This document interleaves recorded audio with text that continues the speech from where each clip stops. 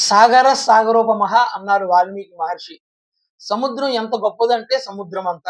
అంతేకాదు మన జీవితం అంతా. సముద్రానికి, మానవ జీవితానికి కొంత సారూప్యత ఉంది. జీవితం ఎంత గంభీరమైందో, ఆనందదాయకమైందో సాగరం కూడా అంతే.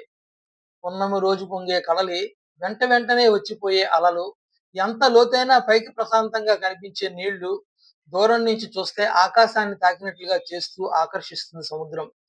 ఈ అందాలను చూసేందుకు అందరూ సముద్రం దగ్గరికి పరుగులు తీస్తారు. పసిపిల్లల్లా అలలతో ఆడతారు. ఎగసిపడే ఆటుపోట్లతో తుళ్ళుతారు. తీరం అందాలను ఆస్వాదిస్తూ మానసిక ఆనందం పొందుతారు. సముద్రాల ప్రాముఖ్యతను గుర్తు చేస్తూ ఐక్యరాజ్య సమితి ప్రతి ఏడాది జూన్ 8వ తేదీన ప్రపంచ సముద్రాల దినోత్సవం నిర్వహిస్తోంది. ఈ సందర్భంగా ప్రత్యేక కథనం. సముద్రం అంత గాంభీర్యం అంటారు. సముద్రం అంత సాహసం అంటారు. సముద్రం అంత సహనం అంటారు.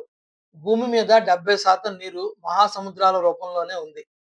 50% ఆక్సిజన్‌ను సముద్రాలు ఉత్పత్తి చేస్తాయి. అందుకే సముద్రాలను భూమికి ఊపిరితిత్తులు అని పిలుస్తారు. పండితుల పరిభాషలో దుఃఖ సముద్రం, ఆనంద సముద్రం, ఆశల సముద్రం, విషాద సముద్రం, శాంత సముద్రం, క్రోధ జలధి, సంసార సాగరం, నిశ్శబ్ద సముద్రం, విప్లవ సముద్రం ఇలా ఉద్వేగపరంగా సముద్రం సహస్రముఖి. తనను ఆశ్రయించిన వారిని సముద్రం అమ్మలా లాలిస్తుంది. ఆగ్రహిస్తే అమ్మవారిలా కబళిస్తుంది. సముద్రాలు వాతావరణం నుంచి 30% కార్బన్ డయాక్సైడ్‌ను గ్రహిస్తాయి. సముద్ర మొక్కల నుంచి అనారోగ్యాలకు ఔషధాలు కూడా తయారవుతాయి. ఆకాశం నుంచి వాయువు, వాయువు నుంచి అగ్ని, అగ్ని నుంచి నీరు పుట్టాయని సృష్టి క్రమాన్ని చెబుతోంది వేదం. ఉప్పు, ఇసుక, మాంగనీసు, రాగి, నికెల్, ఇనుము, కోబాల్ట్ లోతైన సముద్రంలో దొరుకుతాయి. ముడి చమురుకు కూడా ఇవి మూలాలు. మహాసముద్రాలు ఆహారం, ఉపాధికి ప్రధాన వనరుగా ఉన్నాయి. కమ్యూనికేషన్, రవాణా, వాణిజ్యానికి సహజ మార్గాలు అందిస్తాయి. ప్రపంచ వాణిజ్యంలో 70% పైగా సముద్ర ఓడరేవుల ద్వారా జరుగుతోంది. ప్రపంచవ్యాప్తంగా సముద్ర తీర ప్రాంత వనరుల పరిశ్రమల మార్కెట్ విలువ ఒక సంవత్సరానికి సుమారు $3 ట్రిలియన్. మనకు సప్త సముద్రాల్లో సప్త ద్వీపాలు కూడా ఉన్నాయి.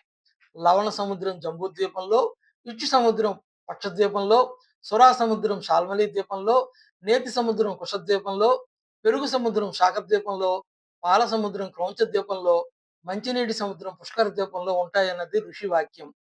అనేక నదులు చేరిన సముద్రం పొంగి పొరలదు. నదీ జలాలు రాకున్నా సముద్రం ఎండిపోదు. నీటి మట్టం స్థిరంగా ఉంటుంది. ఎల్లలు దాటదు.